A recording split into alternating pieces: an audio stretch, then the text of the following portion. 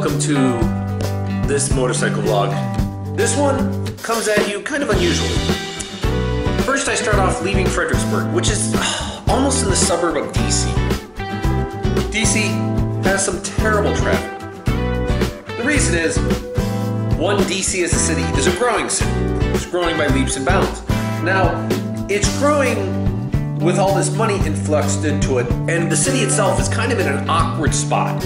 It's kind of in an inlet of a sea on the Potomac River, and it's just kind of awkward for roads to get to it. So, you know, everything's forced onto a couple bridges. And with the kind of growth, population, and just kind of the awkward roads, it just leads to traffic. What you're seeing here is not like next to the city. This is 50 miles out from the city. There's no construction here. It's just every single exit where people need to get on and get off, there's just congestion. It's kind of quite remarkable that you can kind of have this. And from what I can tell, there's very little construction or anything going on to try and like alleviate this. There seems to be an easy pass for people who want to pay a little extra for express lanes, but you know, who wants to pay extra just to kind of get stuck in more traffic? Hey, it's hard to tell, but eventually you meet the kind of congestion point, which is Washington, D.C. And of course, well, how it is, you have to stop and kind of look around. And here's some of what I saw.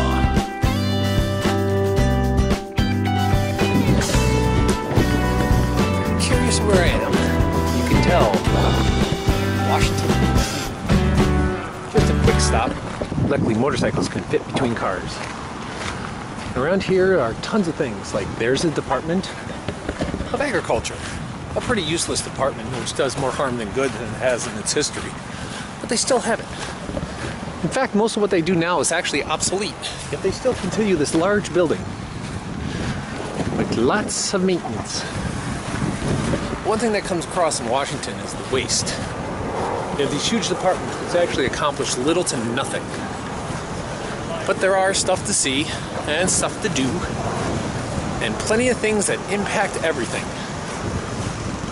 This is a town that actually has the two biggest corporations actually come out of this town. But they've got a lot of attractions, like the Washington Monument. That's where I'm headed. And that will see most of the stuff. I won't go up it because that's too kind of touristy, and I don't think you accomplish a whole lot by going up to it. But some people do. That's their prerogative. Monument. And in front of me, the World War II National Monument. Beyond that will be the Lincoln Monument, where they had the big guy of Lincoln sitting. This is actually where there's ever a big march or protest or gathering. This lawn usually gets like kind of abused.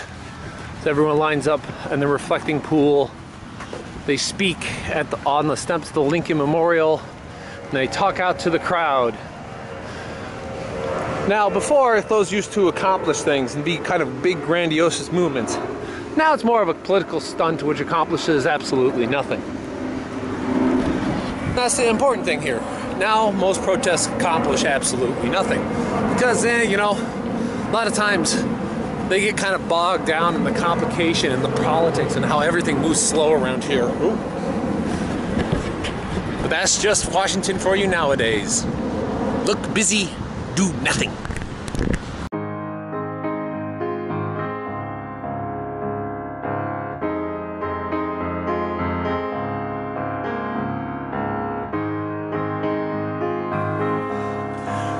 I was in Washington, D.C. before, and I've seen a lot of these sites, but the World War II Memorial was something I hadn't seen.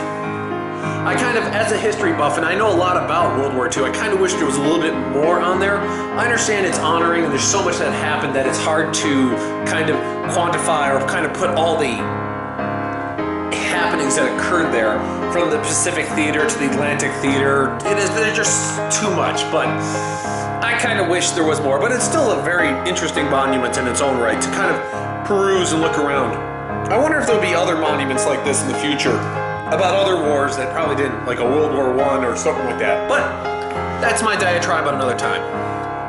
There are, of course, other buildings like the White House, and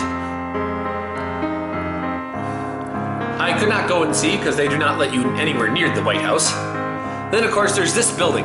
This building is very important. It's one of the many regulatory buildings that's in there. I'll talk about this at some other point.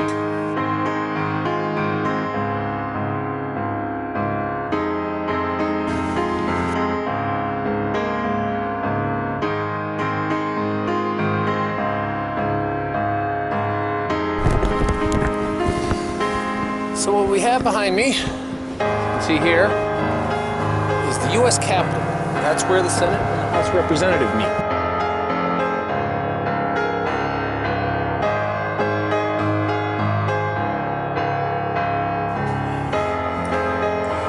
But eventually you have to leave. And the one thing you need to know about DC is not only is it growing, and it's one of the wealthier cities in the United States. It is actually 6 of the 10 wealthiest neighborhoods in the United States actually reside in the DC area. And there's very good reason for this. The government's here. And the government has a lot of money, and a lot of money goes to the government. Since there's so much money and so much power determined here, that's why DC grows so much. As you can just see, one of these kind of wealthy areas, I kind of Googled on how much some of these apartments I passed would cost, and I was quite surprised and quite astounded at how much these are going for. But I was moving on out into Maryland.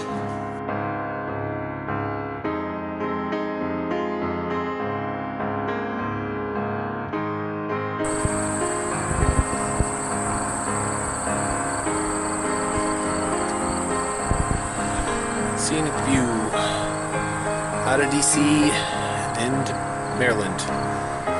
Don't look quickly because you'll be out of it soon. I was reading about a battle that actually occurred here. Apparently the Confederate near the end did a last-ditch effort to try and take Washington, and for a moment they had the advantage. But were beaten by 18,000 Confederate troops, were delayed long enough by 6,000 Union troops for reinforcements to arrive and save Washington, D.C. Fascinating stuff you kind of learn. Did not know that.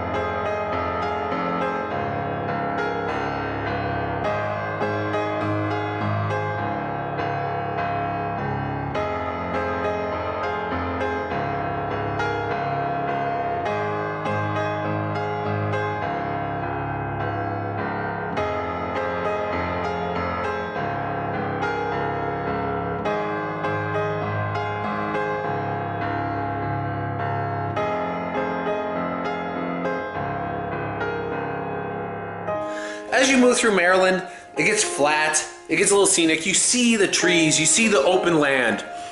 And as you move into southern Pennsylvania, I'm reminded of a little thing, that these fields are flat, plenty of stuff to grow here, and there's plenty of roads. And in fact, there was something famous here where all the roads converged at a small town called Gettysburg in 1863. I've been to Gettysburg a number of times, and it's perhaps the most famous Civil War battle, and also the most preserved Civil War battlefield that anyone has. The one thing about Gettysburg that also needs to be said is that it's hard to kind of take the scope of the battle. You almost need to have a map on hand to kind of really understand what exactly went on.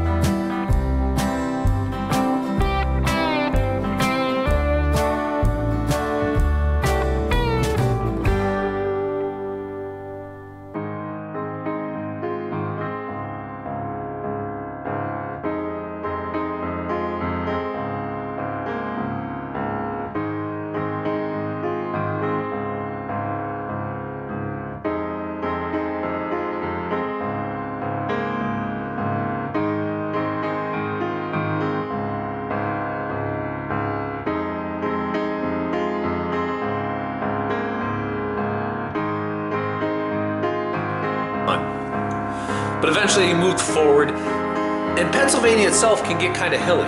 It can get kind of funny that you look at these hills that in the West, these are covered in rocks and completely different landscape. Well, here they're covered in forests. The complete difference, the complete change of scenery, the complete change of landscape.